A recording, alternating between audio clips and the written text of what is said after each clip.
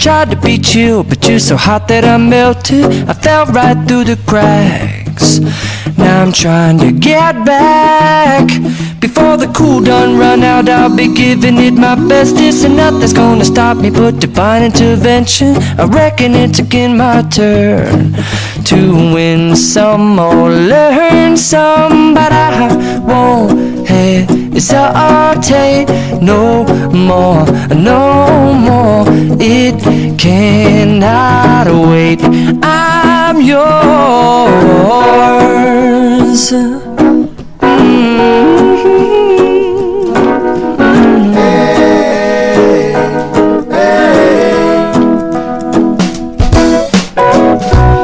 Open up your mind and see like me. Open up your plans and damn, you're free. I look into your heart and you'll find love, love, love, and love. Listen to the music of the moment, people dance and sing. We're just one big family, and it's our God-forsaken right to be loved. Love, love, love, loved. So I won't hesitate no more, no more. It cannot wait. I'm sure there's no need to complicate. Our time is short. This is our fate. I'm yours. Do you? But do you want to come on? I'll scooch on over closer, dear, and I will nibble your ear. Snoot the boom boom boom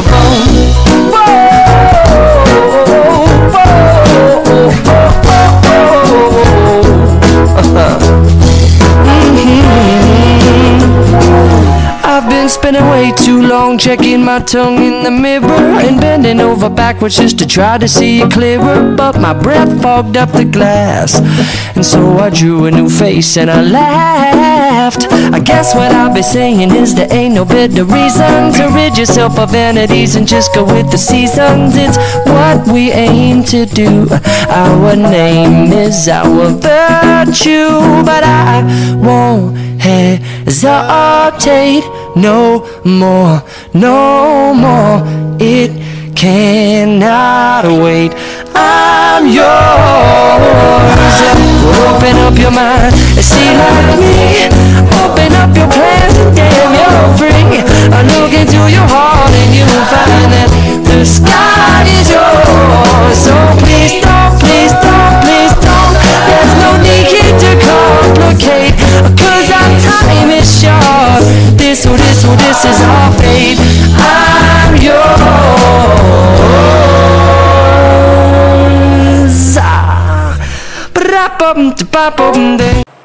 Bem, esse clipe está disponível no YouTube, né? Chama-se Natureza Fantástica. E esse tema, Amor à Natureza, ele está inspirado no momento de Francisco Cândido Xavier. Porque no início da segunda metade do século XX, o mundo começou a despertar para a necessidade da preservação da natureza. Começamos a perceber que a natureza é Deus e é ela quem nos provê. Nós existimos graças a ela. E quando surgiu essa temática por parte da ciência, das pessoas que começaram a perceber a necessidade de uma medida urgente, urgentíssima de preservação do ecossistema, aí surgiu a palavra oficial, ecologia. E justamente quando esse tema ia crescendo, ano após ano, Chico Xavier foi perguntado o que ele tinha a dizer sobre esse novo momento da ecologia. E a primeira coisa que ele disse ao repórter foi: eu preferia um outro nome, em vez de ecologia, com todo respeito àqueles que assim procederam. Eu preferia chamar isso de amor a natureza. É isso. E a gente percebe, no decorrer do tempo, que quando a gente fala muito em ecossistema e ecologia, às vezes parece que a gente não está entendendo bem o que se trata. Então vamos voltar à originalidade de Chico Xavier, chamando essa temática de respeito à natureza. E é lógico que quando você tem que falar em respeito à natureza, naturalmente tem que se falar de Jesus. Porque, dentre todos os grandes pensadores e mestres e guias que passaram por este mundo, ele foi o que mais se utilizou da própria natureza como inspiração para fazer com que nós percebêssemos a grandeza de Deus. Porque todas as leis e todos os profetas foram resumidos, segundo Jesus, a uma única frase: amor a Deus sobre todas as coisas e amor ao próximo como a si mesmo. Amor a Deus significa, de imediato, de uma maneira muito pragmática, amar a natureza. Jesus nos trouxe a ideia de que Deus é um Pai, um provedor. E toda a natureza à nossa volta é Ele presente em nossas vidas, como um Pai extremamente zeloso, extremamente cuidadoso. Repito, extremamente presente. Em O Livro dos Espíritos, quando a manifestação mediúnica confirma a possibilidade de intercâmbio entre o mundo espiritual e o mundo físico, Allan Kardec, ao abrir a primeira questão sobre os temas que seriam importantes para serem refletidos pela humanidade terrena, ele trouxe justamente o tema Deus. E ali nos primeiros capítulos do livro mencionado, se diz que existem 3 elementos no universo: Deus, o Espírito e a matéria. Deus, inteligência suprema do universo, a causa primária de todas as coisas, que criou a matéria elementar, que derivou a partir dela, do seu hausto criador, todas as outras manifestações fluídicas, percebidas ou não, tangíveis ou não, ponderáveis ou não. Criou ele em seguida o Espírito, como princípio inteligente, diferente de tudo que há na natureza, com o principal atributo sendo a inteligência, dotado em sua essência de algo muito especial que se chama consciência. Consciência é essa que grava tudo aquilo que seria o DNA divino, tudo aquilo que nós herdamos diretamente de Deus. E por fim, o terceiro elemento, a matéria. Então a matéria é tudo o que há, que não seja Deus, que não seja Espírito, e que está na natureza. Tanto pode ser a natureza visível aos nossos olhos físicos, aos nossos equipamentos de observação, ou aquilo que nós não conseguimos ver. A física quântica, adentrando a matéria, revela-nos que aquilo que a gente vê não é. Porque existe muito mais elemento fluídico, existe muito mais densidade material naquilo que nós não vemos do que naquilo que vemos. O nosso mundo, ele é obtuso, ele é uma xerox mal tirada do mundo espiritual. Para fazermos uma comparação mais simples, dentro da ótica do Espírito André Luiz. Assim, a matéria, a natureza, é um instrumento criado por Deus para que o Espírito, emergindo nesta natureza que pode ser mais densa, quando se está encarnado em mundos físicos, como também tudo aquilo que se observa no mundo espiritual, na chamada quinta essência da matéria, já que, de forma simples, se diz que a matéria observada por nós que estamos encarnados, ela se apresenta em 4 estágios: estado sólido, estado líquido, estado gasoso e estado radiante ou luminoso. Mas existem ainda outras substâncias que fazem parte da matéria, da natureza, do mundo, que são mais sutis do que estas expressões que nós observamos. Estariam numa quinta essência. Seria este aí o mundo espiritual, o mundo onde vivem aqueles que despojaram-se do corpo físico, que é simplesmente um instrumento, uma roupagem, que o Espírito se utiliza para algumas experiências em diversas reencarnações, experiências essas que visam dar-lhe a oportunidade de se desenvolver intelectual e materialmente. Então nós estamos aqui dentro desse contexto, dessa tríade universal. Tudo se resume numa simplicidade tal que já não nos parece mais tão complexo entender a vida, porque a vida começa em Deus e termina nele.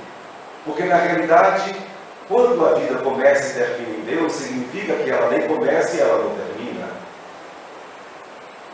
Porque Deus é tão grandioso em sua manifestação de inteligência suprema, que se nós imaginássemos o menor do menor do menor dos elementos atômicos, Deus ainda pode ser muito menor ao infinito. Se formos ao inverso, ao campo do macrocósmico, se nós imaginarmos aquilo que é grandioso num sistema, numa constelação, numa galáxia, num conjunto de galáxias, caminhando o universo afora, ainda que viajando ao universo à velocidade da luz, verificaremos que Deus também não tem fim. Ele é infinito para o micro, como é para o macro. E Jesus tentou justamente nos mostrar isso. Que nós somos isso. 3 elementos. Deus, Ele nos criou semelhante a Ele, com o atributo que Ele também tem. E é nesse sentido que somos semelhantes a Deus, o atributo da inteligência. Então nós somos diferentes de tudo que há no universo. E tudo que há no universo foi criado justamente, não apenas para recrear as nossas vistas ou inspirar os artistas, mas foi criado para que nós usufruamos.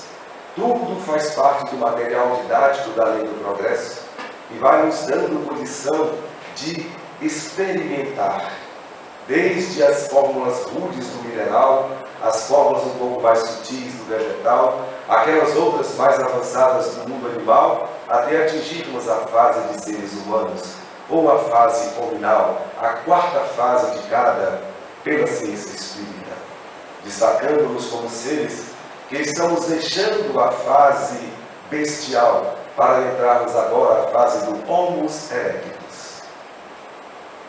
Caminhamos o mundo primitivo, como já sabemos, estamos caminhando agora para a fase da civilidade e vivendo experiências conscienciais e já dotados de uma inteligência um pouco mais desenvolvida, embora apenas 10% da potencialidade que possuímos, para construirmos com nossa própria liberdade de escolha o nosso futuro feliz.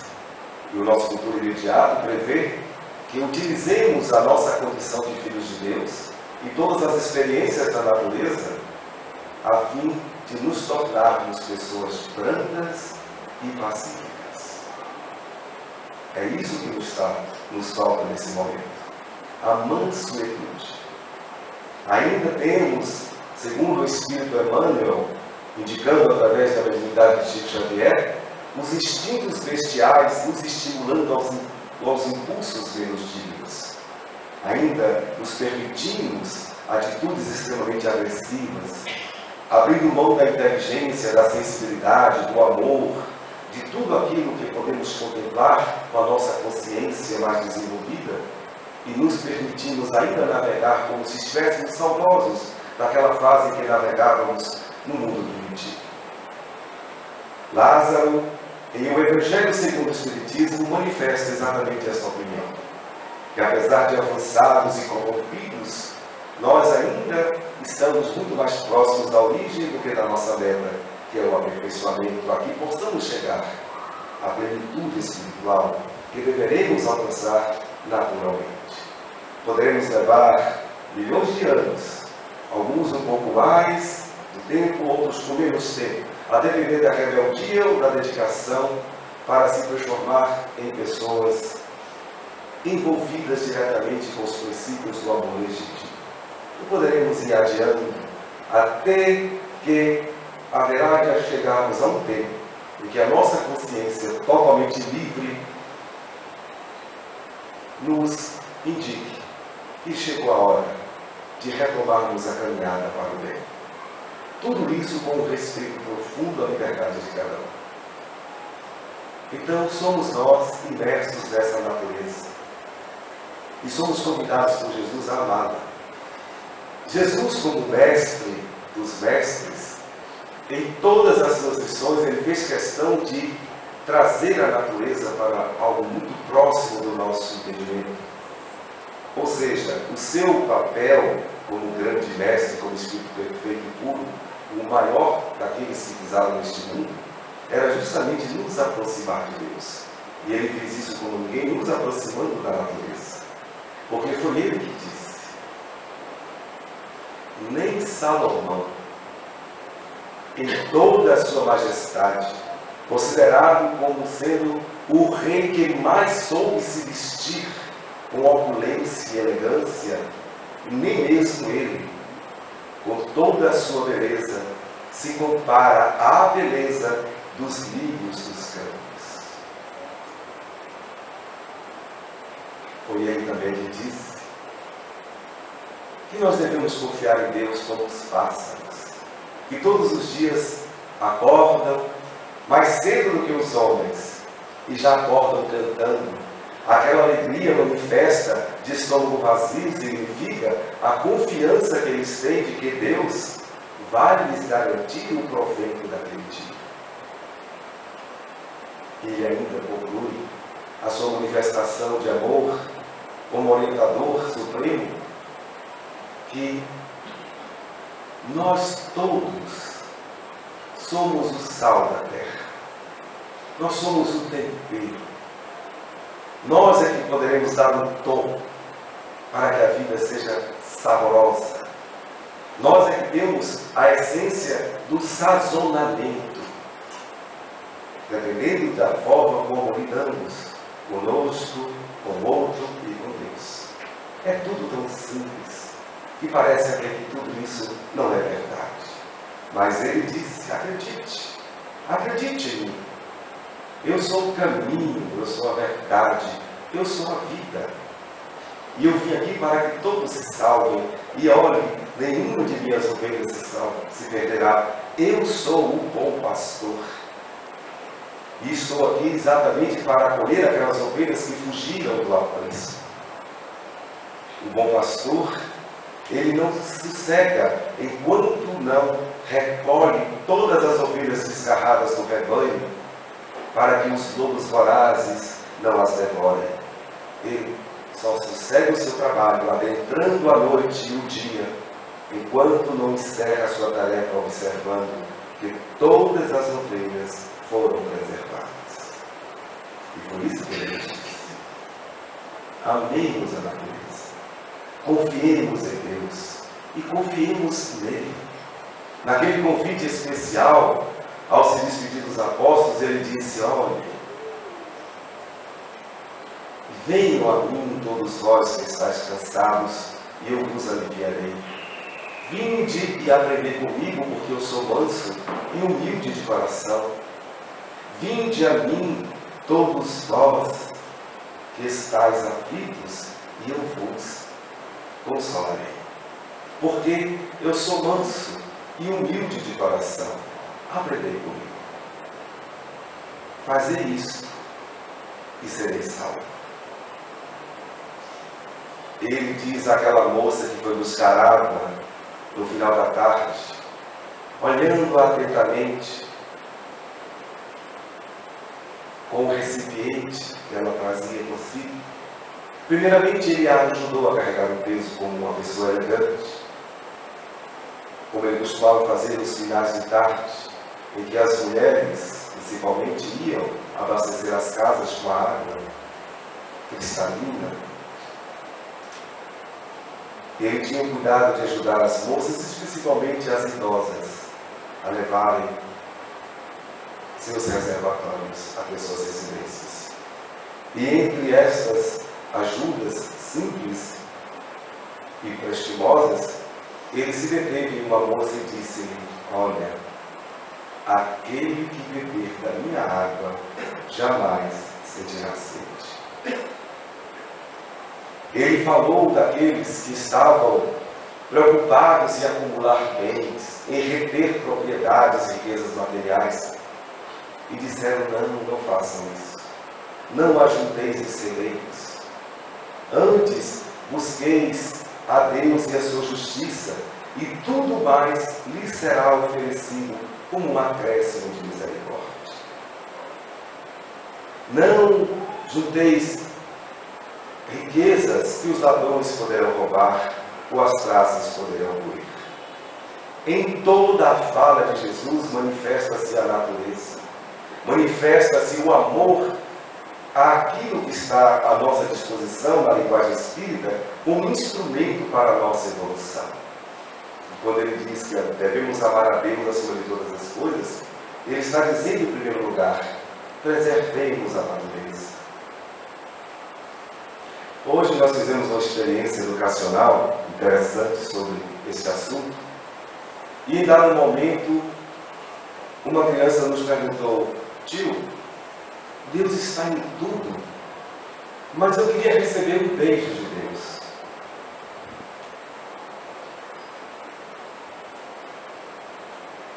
Aí eu falei: Deus me ajude. Como eu vou me sair dessa? Porque a gente fez uma visita a uma fazenda e lá estava tudo da natureza. Esse clipe, inclusive, foi trabalhado. E agora? E o beijo de Deus? Eu falei: você quer um beijo meu? Quero, eu dou um beijinho na testa. Sim, e Deus? Como é que faz para beijar? Gente, nesse momento, apesar desse calorão, que deveria estar sendo um inverno, nosso não é outono, mas tudo bem, deixa aí, a natureza manda. Começou a passar uma brisa, e começou a passar o nosso rosto. Aí eu disse: olha, presta atenção, faça assim. O que foi? Estão sentindo uma coisa no rosto? Olha aí, é Deus beijando. E eu quase me comovi as lágrimas quando eu vi os meninos fazendo assim, recebendo um beijo e devolvendo. Isso é a natureza. Aí a professora interviu e falou: vocês estão respirando. Respirem fundo. O que é isso? Eles: é Deus. É Deus. Tudo é Deus. Tudo é Deus. Por isso que nós temos que amar a Deus acima de todas as coisas, porque tudo é Deus. Eu sou Deus, você é Deus, todo mundo é Ele. Nós estamos no verdadeiro panteísmo em relação à integração com as forças divinas, muito embora não percamos a nossa individualidade. Nós somos cada um uma espécie rara. Não existe um espírito igual ao outro. Nós podemos herdar o DNA biológico dos nossos pais, mas nunca herdaremos o DNA de uns para com os outros, porque o nosso DNA é divino, porque nós somos naturalmente filhos de Deus. Tanto que outro dia uma mãe um pouco chorosa com a perda de uma filha nos procurou, e eu não tinha muito o que dizer, ela apenas disse o seguinte: olha, os nossos filhos não são nossos filhos, são filhos de Deus. Entregue sua filha para Deus. Sofra sim a saudade da presença de alguém que veio através do seu útero. É muito digno receber alguém, porque a reencarnação também faz parte da natureza. E você participou, você ajudou Deus a dar a oportunidade ao Espírito. Mas também não faça isso. Não se rebele. Aceite o momento em que Deus resolveu tomá-la de volta. Ele certamente tem outros planos para ela. Então, até na morte Deus está, como está no nascimento, está em tudo. Não há razão para ficarmos desesperados, revoltados, inconformados, queixosos, agressivos, violentos. Para quê? Se Deus está em tudo, Ele sabe de tudo. Aí Jesus disse também, confie, nenhuma folha cai de uma árvore sem a permissão de Deus. Não tem nada fora do lugar. Deus está no leito do mar. Não importa o tamanho da tempestade, conforme a nossa incapacidade de entender as provações terrenas necessárias ao nosso adiantamento. Não importa a distorção intelectual que nos faz enxergar a vida como um desastre, mas não tem nada fora do lugar. Absolutamente nada. Nesse clipe, uma criança percebeu uma cena em que o leopardo ia prender uma gazela. E ele nos perguntou, e Deus deixou o leopardo matar? Eu disse sim. Porque existe também a lei de destruição. É uma lei difícil da gente entender. Mas eu disse à criança, olha, nós vamos falar muito sobre isso ainda. Quando você tiver mais entendimento, nós vamos mostrar a lei de destruição. E verificaremos o quanto vamos aprender com as chamadas perdas. E nós vamos sabermos que desde o momento em que a gente reencarna, desde que a gente deixa o conforto do líquido amniótico da placenta feminina, desde que começamos a sentir as dificuldades das intempéries, das vicissitudes da vida. Começamos a enfrentar a fome, o frio, a sede, as doenças, a invasão de inúmeras bactérias, e temos que correr às pressas para tomarmos providências, e logo nós percebemos que as providências estão na própria natureza. Se nós respirarmos bem, se nós pensarmos bem, se nós usarmos as plantas, e nesse ponto eu fiquei muito feliz com a professora que nos fez uma surpresa. Ela preparou um chá de capim santo e ao final da aula entregou para os meninos que nunca tinham tomado um chá, segundo eles. E falamos, esse chá foi isso aqui, mostrou a planta aqui, o mato de Deus, isso aqui cura, calma, e mostrou as propriedades nutricionais daquele chá, dizendo que Deus já nos deu tudo, já nos deu remédio. Se a gente souber usar o alimento, a fruta, a verdura, se não cometermos excesso de qualquer ordem, nós seremos permanentemente saudáveis, permanentemente felizes. Se estamos doentes, se estamos passando por alguma dificuldade, podemos ter certeza é que nós ainda não estamos nos alimentando de Deus. A natureza está à nossa disposição. Tudo está aí. Só nos falta usufruir. Não sejamos filhos ingratos. Que o Pai nos dá as coisas boas e a gente diz que Ele está nos maltratando. Não. E ao final Jesus disse àquele tanto de homens que o ouvia naquele dia muito especial, falando de Deus para eles, e alguns duvidavam que Deus é esse, como é que Ele pode nos sustentar a todos, a tanta gente? Será que Ele está presente mesmo na vida de todo mundo? Será que Ele realmente sabe o que todo mundo precisa, das necessidades de cada um? E Jesus disse assim, olha, homens, vocês que são maus, sabem dar coisas boas para os seus filhos. Por acaso, quando seus filhos pedem pães ou peixes, vocês dão para eles pedras? Não.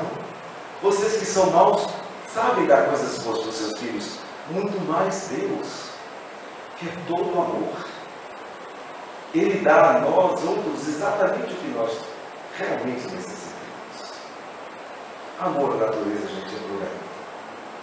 Que Deus nos ajude a perceber o quanto Ele está junto de nós. Isso nos faz lembrar os indianos que cultuam Deus assim, desde ao amanhecer. A primeira prece de um grupo de hindus é esta. quando começam a sorver o repasto da manhã, o café da manhã, quando começam a sentir o primeiro sabor do pão, da manteiga, da fruta, do chá, do café, do suco, já começam a agradecer a Deus. Que bom!